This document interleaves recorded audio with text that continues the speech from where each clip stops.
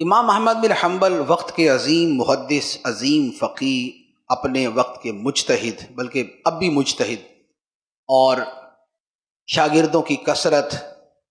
استفادہ کرنے والے، دنیا کے دور دراز کے علاقوں سے آنے والے، ہر طرف ان کے نام کا ڈنکا، شہرہ، لوگ ان سے سیکھنے کو شرف اور فخر سمجھتے تھے، یہ سب کچھ تھا۔ اور بغداد جیسی سرزمین پر کہ جو مسلمانوں کا دارالخلافہ تھا، اسلامی سلطنت کا دارالحکومت تھا، اور اس میں ان کا جو اعزاز اکرام تھا وہ بھی بڑا بلند و بالا، اس پوری شان و شوکت اور عظمت و سطوت اور لوگوں کے درمیان مقام و مرتبے کے دورانیے میں ہی فرقہ معتزلہ کا فتنہ خلق قرآن شروع ہو گیا۔ سب سے پہلے مامون الرشید بادشاہ جو تھا،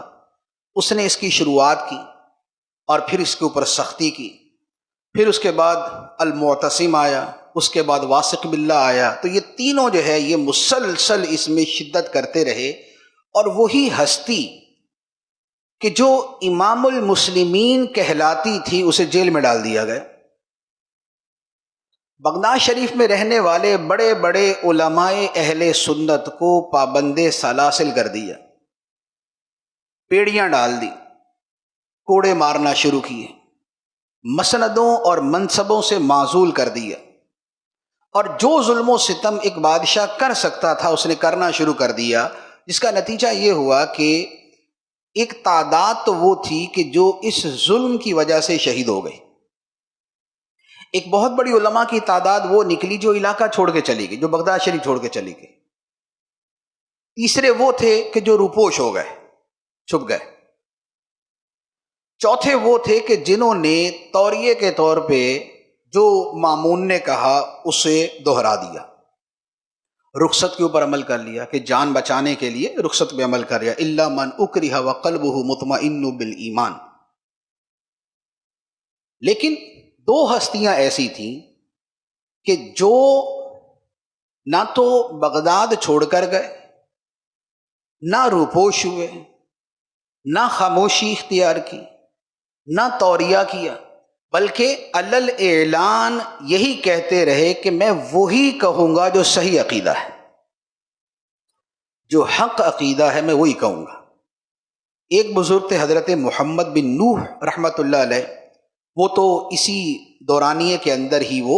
فوت ہو گئے، یعنی قید کے اندر ہی وہ انتقال فرما گئے۔ دوسرے امام احمد بن حنبل۔ اب امام احمد بن حنبل کون ہیں؟ کہ وہی کہ جنہوں نے اتنی عزت، شہرت، مرتبہ، مقام، تعظیم، منصب، سب کچھ دیکھا، جن کے گرد ہر وقت شاگردوں کا جھمگٹا ہے،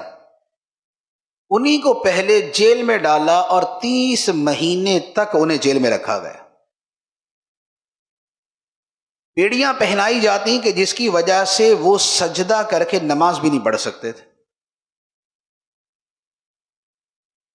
اور ان کے بازوؤں کو پیچھے باندھ کر ان کو گدھے پہ بٹھا کے جو ہے وہ ایک جگہ سے دوسری جگہ منتقل کیا جاتا تھا کہ جہاں وہ گریں تو منہ کے بل گرے۔ بھرے دربار کے اندر ان کو کوڑے مارے جاتے، اور اتنے کوڑے مارے جاتے کہ کوڑے کھا کھا کے بے ہوش ہو جاتے۔ اور کوڑے مارنے کا طریقہ یہ تھا کہ ایک جلاد جو کوڑے مارنے والا ہوتا تھا اسے یہ تھا کہ وہ 10 کوڑے مارے گا، 10 کوڑوں کے بعد دوسرا جلاد آئے گا، کیونکہ 10 مرتبہ زور لگا کے تھوڑا سا زور میں کمی آ جاتی ہے، تو لہذا دوسرا آئے گا کہ جو پوری جان سے اور پوری طاقت کے ساتھ کوڑے مارے گا۔ اور یوں مختلف افراد کی ڈیوٹیاں تبدیل ہوتی اور وہ امام احمد کو کوڑے مارتے، اور آپ جو ہے وہ کوڑے کھا کھا کے بے ہوش ہو جاتے، پھر ہوش آتا، پھر دوبارہ مارنا شروع کر دیتے۔ اور ہر مرتبہ مار کیسے ہوتی کہ جب ہوش آتا تو آپ سے کہا جاتا ہاں کیا کہتے ہو کہ قرآن مخلوق ہے یا نہیں؟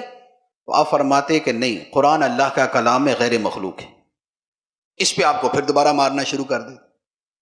یوں اتنی مرتبہ بے ہوش ہوئے کہ بادشاہ کو ڈر ہوا کہ کہیں ان کا انتقال ہی نہ ہو جائے، تو پھر ان کو اسی خون میں لت پت حالت میں ان کو جیل میں ڈال دیا گیا، اور یہ وہاں پر برسوں رہے۔ مامون کے بعد معتصم آیا، اس کے مظالم بھی اسی طرح جاری رہے، پھر اس کے بعد جو ہے واسق باللہ آیا، اس کے مظالم بھی ایسے ہی جاری رہے، پھر اس کے بعد اگلا بادشاہ آیا۔ تو یہ برسوں کا دورانیہ اسی ظلم کی صورت میں چلتا رہا، حتیٰ کہ جو آخری بادشاہ آیا اسے توبہ کی توفیق ہوئی، اور اس نے امام احمد بن حنبل رحمۃ اللہ علیہ کو پھر ان ساری سزاؤں سے بری کیا، بیڑیاں اتاری، اور ان کو دوبارہ اسی اپنے شان و شوکت کے ساتھ ان کو بحال کر دیا۔ اور جب ان کو بحال کیا گیا تو اس وقت یہ پہلی ہستی تھے کہ جن کا نام رکھا گیا امام اہل سنہ، امام اہل سنت، جن کو پہلی مرتبہ ٹائٹل دیا گیا وہ یہ تھا۔ اور اس کے بعد اللہ تعالیٰ نے پھر آپ کو وہ مقام و مرتبہ دیا کہ آپ کی زیارت کرنے کو ہی لوگ اپنے لیے بخشش کا ذریعہ سمجھتے تھے۔ اور آپ کے بارے میں حضرت علی بن مدینی رحمۃ اللہ علیہ، مشہور محدث امام بخاری کے استاد، وہ فرماتے ہیں کہ دو ہستیوں نے اسلام کو ایسے بچایا جیسے کوئی نبی اپنے دین کو بچاتا ہے۔ فرمایا ایک صدیق اکبر رضی اللہ تعالیٰ عنہ،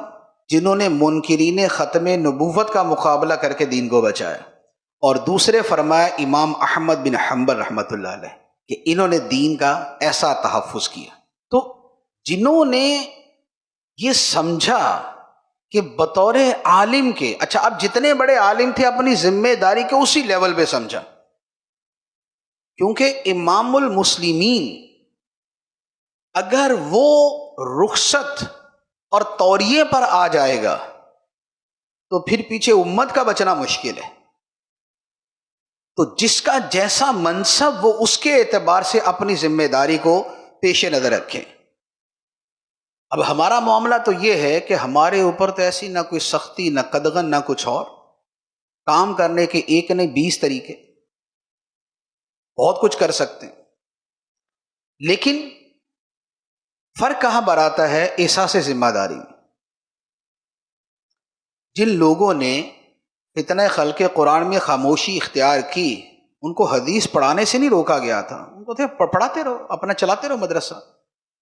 طلبہ پڑھاتے رہو، جس کی زندگی چل رہی ہے چلاتے رہو، بس یہ عقیدے والا معاملہ جو نا اس کے اندر خاموشی۔ لیکن امام احمد بن حنبل جو مدرسین میں بھی سب سے بڑے تھے، محدثین میں بھی سب سے بڑے تھے، اور اس وقت درس حدیث دینے والوں میں بھی سب پر فائق تھے، انہوں نے اپنی باقی ساری چیزیں سائڈ میں کر دیں کہ عقیدے کا تحفظ اس وقت میری ذمہ داری ہے، میں اسے پورا کروں گا۔